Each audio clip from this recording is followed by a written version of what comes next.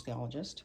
I have another DIY project here for you. I'm gonna go over how to make stash cans. So here's a couple that I've made that I like. I'm particularly proud of. Pepsi one. I'll open it real quick so you can see the lid, the inside, and then salmon one.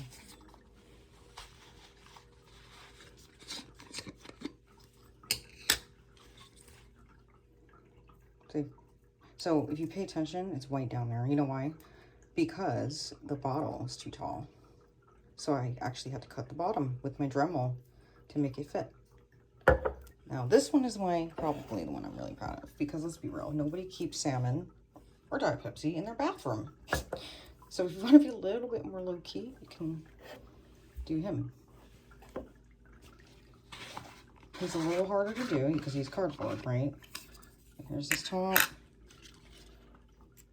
See? Also though, I had to, because he's got holes. If you use Comet, there's holes.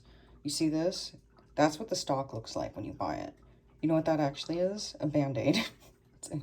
So, I also have the other axle. I think it's blue and silver, but yeah, we're gonna go over how to make DIY stash cans so you can put your money in there. So to start, you're gonna need 2 cutters. This guy right here is for your Pepsi cans. You put it on top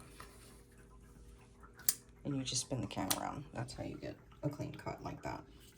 For your cans, majority of them actually can openers cut on top. You're gonna look for one that looks like this.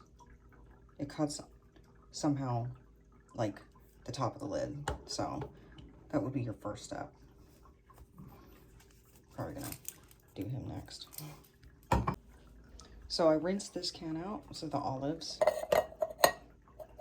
And he had a lid that looked like that. So you don't want that, because you're gonna do it and then some asshole's gonna come by and be like, ooh, olives, and crack it open and mess up your whole project. So I had extras of these, and I just kind of want to see which one fits better, because what ends up happening is when you do cement it, it's gonna pop up. So you don't want something that's gonna require too much force. Like that one feels good, I guess. And then for this guy, let's see. Maybe him, I don't know.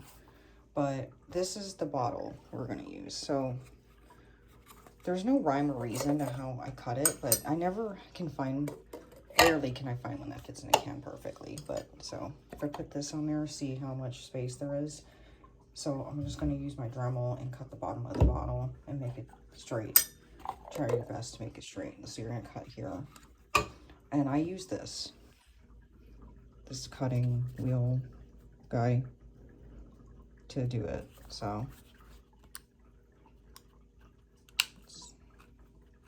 hopefully he's not dead. I don't know. Oh well. Okay, so we cut the bottom and the lid fits on there like that, no problem.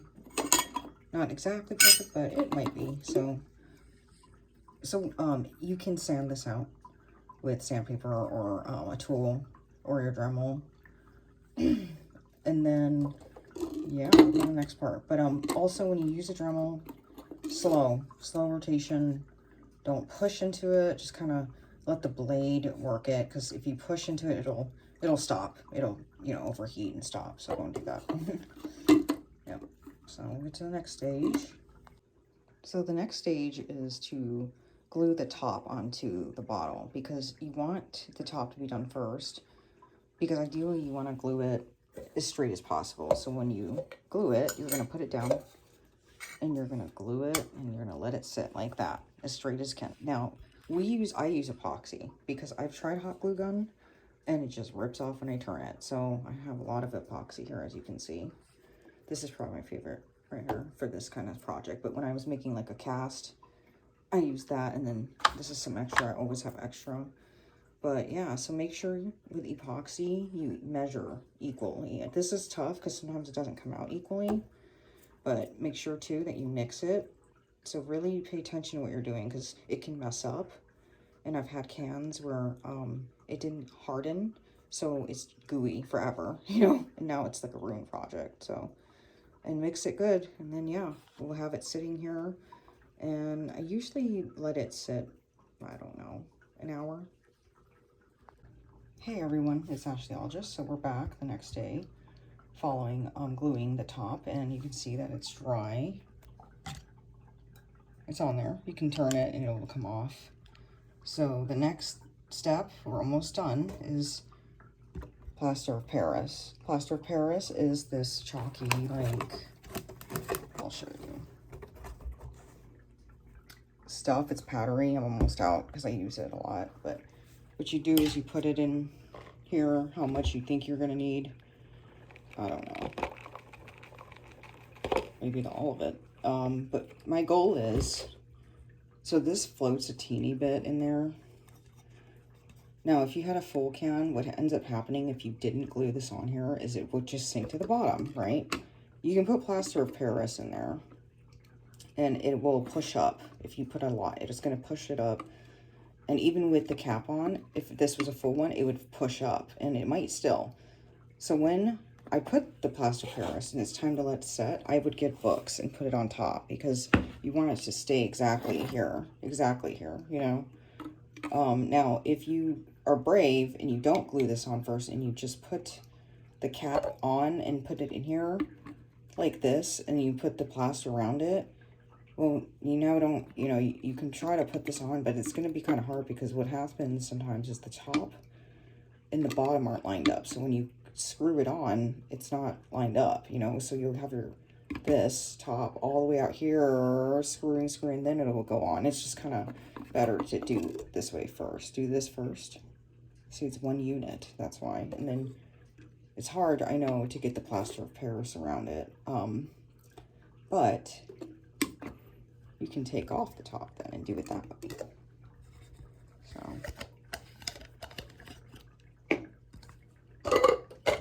So I could do that, right? Put it in there. See how much it floats. And then put the top on when it's time to let it set. I like to keep it as one unit. But, you know, maybe I'll do that. I'll put my plaster of Paris in there, see how tall it gets to here. Because also keep in mind, you don't want so much with this, because I cut it. So any extra is going to go inside here and take away the space that you have in there. But yeah, so with the plaster of Paris, you want to get 2 parts of this, okay, and then half water. You want it mostly this. And you're going to mix it up. It's going to kind of look like concrete a little bit before it hardens, and that's what you want. And then you're going to put it in here and let it set. And the instructions on here says 20 to 30 minutes. Honestly, I let it sit overnight. But yeah, so that's going to be my next step.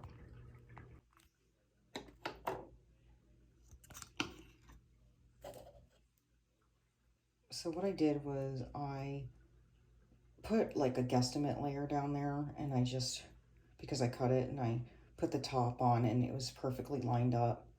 And I didn't expect it to get stuck, but it's easy for me now, because all I gotta do is, I can even leave the top off now, is pour plaster of Paris around on the edges. And I like to kind of go up all the way almost to the threading of the cap, like right below it, because I don't want to touch the threading, because then the cap won't go on. So I'll go probably as close as I can to it. And then put the top back on, put the book on, and let it sit overnight again. Hey everyone, it's Ashleyologist. Let's see our final product. So we filled it up as close as we could, and okay. I don't like how bumpy it is, but you know, if you want to fix it, you can just add more plaster of Paris. Overall, not bad, because you can see the threading is lined up pretty much, pretty good. Let's see if it goes on pretty straight. Let's see. Yeah, not bad. So that's how you do DIY stash.